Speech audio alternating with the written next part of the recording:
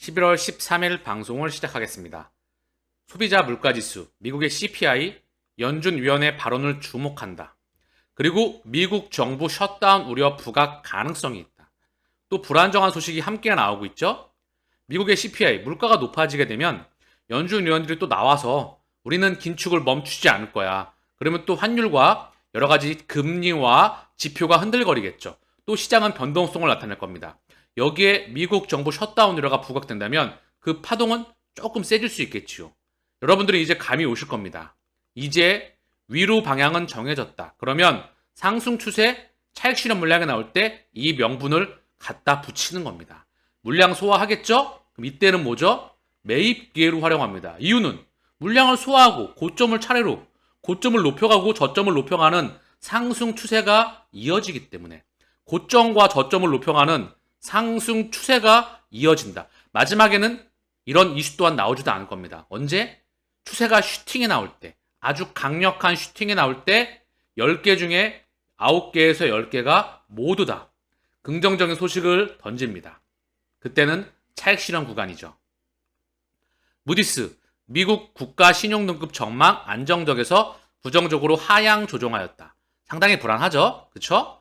무디스의 주인은 바로 그들입니다. 블랙록, 뱅가드, 스테이트 스트릿. 전 세계 국가를 상대로 해서 신용평가 등급을 매길 수 있는 엄청난 권한을 가지고 있죠. 무디스, S&P, 피치 다 그들의 영향력 아래에 있다. 참고사항으로 한국의 한시평과 한기평, 나이스 다 연동되어 가고 있습니다. 물론 나이스를 제외하고 한국 기업평가와 한국 신용평가는 그들의 영향권 아래에 있다. 특이하죠?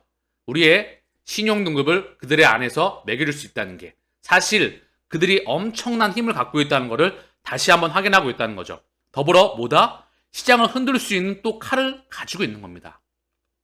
파월 매파적 발언 왜 계속되나 했더니 높은 근원물가 탓이다. 믿고 걸러주시길 바랍니다. 이유는 뭐다? 금리 동결 구간에 이미 들어갔다. 그러나 다만 흔드는 도구로 활용할 뿐입니다. CME 페드워치 연준 12월 기준금리 동결 가능성 85.9%이다. 동결 구간에 이미 들어갔다. 비트코인 2024년 10만 달러 도달할까? 가능하게 하는 세 가지 요인. 자, 그래서 비트코인의 현물 ETF 승인, 연준의 완화적 통화정책 가능성, 금리 동결 구간이어야 됩니다. 금리 인하 나오면 시장은 무너질 가능성이 높습니다. 게임 챌린저로 작용할 비트코인 반감기. 또 이 비트코인 현물 ETF와 리플과 SEC 소송은 같이 움직입니다. 한 몸처럼. 비트코인 과매수 상태 급등장 신호, 비트코인 400% 랠리 나올 수도. 자, 그러면 종합적으로 정리를 한번 해볼까요? 내년에 비트코인 10만 달러 도달할까? 가능하게 하는 세 가지 요인은 코인 시장 자체적인 이슈로 리플과 SEC의 소송, 비트코인 현물 ETF 승인과 연준의 완화적인 통화정책 가능성, 기준금리 동결 구간, 그리고 비트코인 반감기 이런 것들이 맞물리게 되었죠. 자, 그래서 제가 이 차트를 좀 보여드릴게요. 연준이 2004년, 5년, 6년 계속해서 엄청난 긴축기였습니다. 긴축 사이클에서 2006년 6월달 기준금리를 동결을 하고요. 7월에 바닥을 찍고 8월부터 돌아나가기 시작합니다. 그리고 2007년 10월까지 엄청난 1년 이상의 랠리를 가게 됩니다. 이게 한 봉 하나가 월봉이에요. 랠리를 찍고 또 흔들거리고 차익 실현 물량 나오고 또 물량 소화하고 차익 실현 물량이 강하게 나오고 마지막에 슈팅을 한번 찍고 금리 인하와 함께 시장은 글로벌 경제 위기, 미국발 리만 브라더스 사태, 글로벌 경제 폭락이 나오게 됩니다. 엄청난 금융 리스크가 발생하게 되었죠. 시스템 리스크였습니다. 1년 이상의 엄청난 랠리가 있었다. 지금은 이때와 무척 유사하다. 저는 그렇게 보고 있습니다. 자, 그래서 예전에 나왔던 기사를 좀 참조해 보시면은요. 특히 페드가 2006년 긴축 사이클을 중단하면서 마지막으로 금리를 올렸던 6월, 그리고 금리 2007년 가을까지 금리를 동결하다가 인하로 돌아섰다. 정리를 하면 2006년 금리 동결, 2007년 10월 기준점이죠. 요 근방이었던 것 같아요. 금리 인하와 함께 자산 시장은 폭락의 길로 들어섰다. 우리는 이때를 모니터링할 필요가 있다. 정리를 하면 다시 한번 비트코인의 가격 10만 달러, 2024년 10만 달러 충분히 가능할 수도 있습니다. 그쵸? 그렇다고 한다면 알트코인은 얼마만큼의 파괴력을 보일까요? XRP는 얼마만큼의 파괴력을 보일까요? 자, 지금 보시는 화면은요. 나스닥의 월봉 차트 2008년부터 지금 2023년 이후의 모습을 예측해 볼까요? 과거를 기반으로 해서 정확한 해석과 그리고 그 기반 아래 미래를 예측할 수 있는 능력이 필요합니다. 앞으로가 중요한 거 아닙니까? 앞으로 방향성을 데이터 기반 아래서 예측할 수 있는 통찰력이 있어야 그쵸? 훌륭한 투자자의 길로 갈 수 있다. 전 세계 펀더멘탈을 그리고 전 세계 매크로 환경을 사실 잘 그려내고 설명할 수 있는 사람이 손가락에 꼽는다고 생각을 합니다. 그거는 경제뿐만 아니라 역사나 문명이나 심리나 여러 가지 의도를 다 파악해낼 수 있어야 그 그림을 그려낼 수 있고 톱니바퀴, 악어를 맞출 수가 있는 겁니다. 이 방송을 듣고 계시는 여러분들은 잘 알고 계시죠? 그런 사람이 사실 손가락에 꼽는다는 것을. 자, 볼게요. 2008년도에 리만 브러더스 금리 인하와 함께 제로 금리를 단행하죠. 금리 인하로 안 되니까 금리를 0까지 그리고 금리 제로 금리로도 안 되니까 무려 3차례에 이은 양적 완화를 시행합니다. 4조 2천억 달러. 그리고 그때부터 증시가 돌아나가기 시작하지만 2011년 12월 12년 유럽은 정부 재정이 곳간이 비었던 상태에서 사실 재정 조치를 과도하게 펼친 나머지 유럽발 재정위기에 봉착하게 됩니다. 그 리스크는 지금까지 이어지고 있죠. 유럽은 사실 균열이 뻥뻥뻥 나고 있습니다. 그리고 나서 2014년, 13년, 14년 기준점에서 당시 벤 버냉키 연준의 의장의 긴축 리스크가 있었죠. 그리고 나서 2015년 금리를 한 번 올렸습니다. 올리려고 했더니 엄청난 긴축 발작이 일어나서 한 번밖에 못 올렸어. 많이 올린다고 했는데 2016년에는 바로 브렉시트가 일어나게 됩니다. 그래서 이때 또한 한 번밖에 못 올리죠. 그리고 경제가 본격적으로 성장하면서 실물 경제가 받아주니까 이때부터 3번, 4번. 그리고 나서 다시 한번 증시는 빠그러지죠. 마지막 중립금리. 연준의 기준금리 고점 구간에서 증시는 빠그러집니다.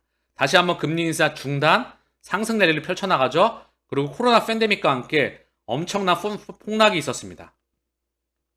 다시 한번 제로금리와 함께 무제한 양적 완화. 연준의 자산은 이때 4조 2천억 달러에서 좀 줄었다가 1조 달러도 못 줄이고 다시 한번 8조 달러. 그리고 나서 지금 엄청난 코로나 팬데믹과 함께 우크라이나 전쟁으로 인해서 물가의 폭등이 나오게 됐죠. CPI가 소비자 물가 상승률이 9% 10%를 넘어가게 됩니다. 그래서 이때 0.25 베이비 이때는 베이비 스텝이라고 했어요. 2015년 16년 왜? 경제가 증시가 못 받아주니까 0.25% 또는 물가 상승률이 안 나오니까 금리를 급하게 올리고 싶어도 못 올렸던 거야. 그래서 0.25를 올렸는데 이때는 어땠죠? 명분이 물가 상승을 기반으로 해서 0.25 베이비, 0.5 빅을 넘어선 0.75 자이언트 스텝을 계속해서 단행하게 됩니다. 금리 1년에 5%에 육박하게 되면서 증시는 완전히 박살났죠. 그쵸? 실물 경제도 박살이 났습니다.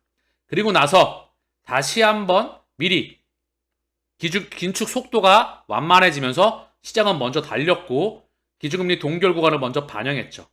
그리고 나서 앞으로가 중요합니다. 지금 차트를 보게 되면 과연 어떤 그림을 그릴까요? 이게 무너질까요? 자, 바닥에서 살짝 올라왔는데 바닥권에서 쌍바닥을 찍고 상승이 강하게 나왔고 하락이 나왔다가 이 상태에 있어요. 헷갈리죠? 이게 과연 윗방향일지 아랫방향일지. 제가 일관되게 말씀을 드리잖아요. 윗방향은 정해져 있다. 그래서 가격이 빠질 때마다 지금처럼 물가 이슈, 연준 위원들의 발언, 그리고 미국의 정부 셧다운 우려, 이 부분 리스크가 나오면 여지없이 매입 기회로 활용을 해라.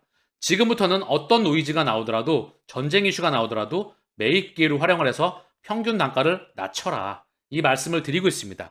기계적으로 말입니다. 그리고 빤스까지 들어갈 시기는 지났다. 빤스까지 들어갈 땐 이때죠. FTX 사태와 더불어서 엄청나게 싸게 매집할 수 있는 개미 무덤 구간. 그러나 이때는 개인들은 쳐다도 보지 않습니다. 왜? 무서우니까. 지금은 이제 분위기가 살살살 달아오르고 있죠. 그러나 이 매물대를 뚫고 저는 고점을 돌파하지 않을까. 그런 생각을 합니다. 왜? 다시 한번 2006년, 7년 이때 우리의 기준금리 동결 구간과 함께 우리는 그때를 유추해 볼 수가 있었다. 여러분께 많은 해안을 드렸던 것 같아요. 자, 그러면 코인 시장과 연동을 해서 비트코인의 장기 차트입니다. 0.1달러에서 10달러.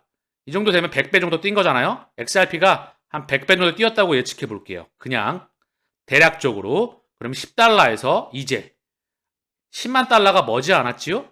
그쵸? 과연 공이 몇 개가 붙었습니까, 여기서?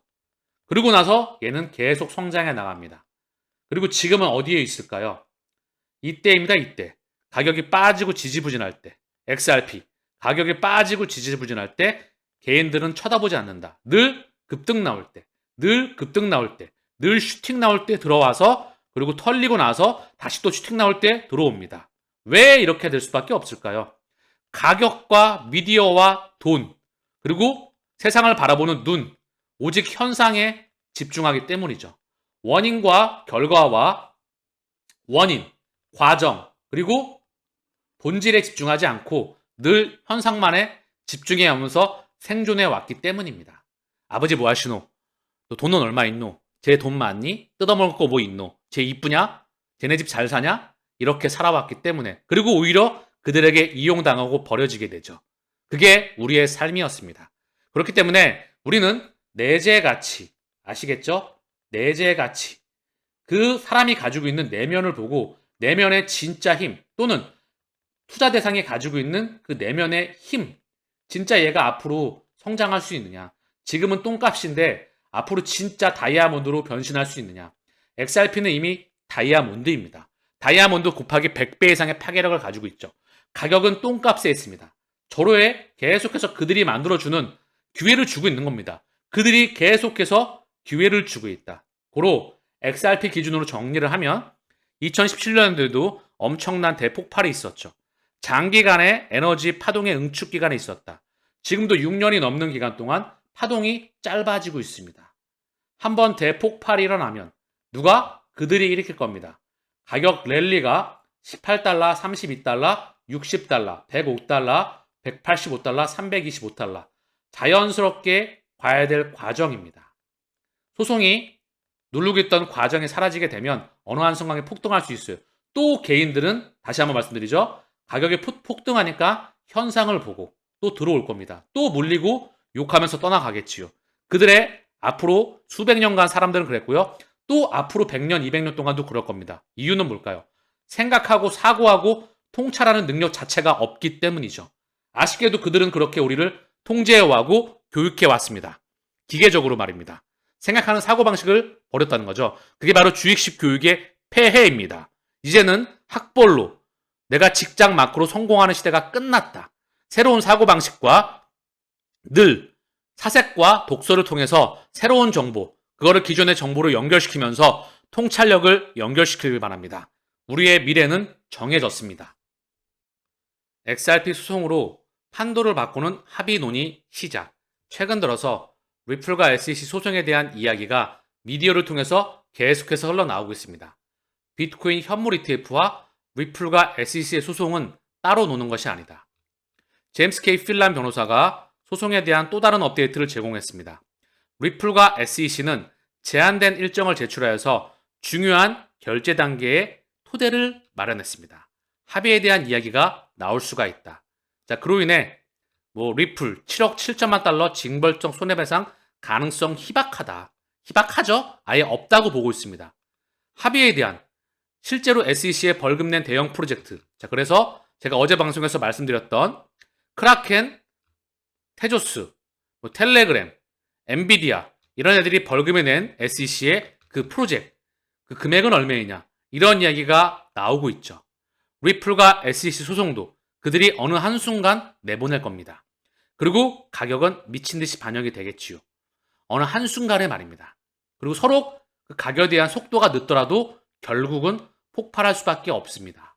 이유는 펀더멘탈이 오늘도 어제도, 내일도, 모레도, 한 달 뒤도, 일주일 뒤도 계속해서 성장해 나갈 거기 때문에, 범지구를 하나로 묶었기 때문에, 그게 바로 스위프트 2.0 망입니다. 그 망을 통해서 5G 실시간 망을 통해서 사물 인터넷, 거기 결제 망을 통해서 모든 그 망의 바로 중심에 이놈이 있기 때문입니다.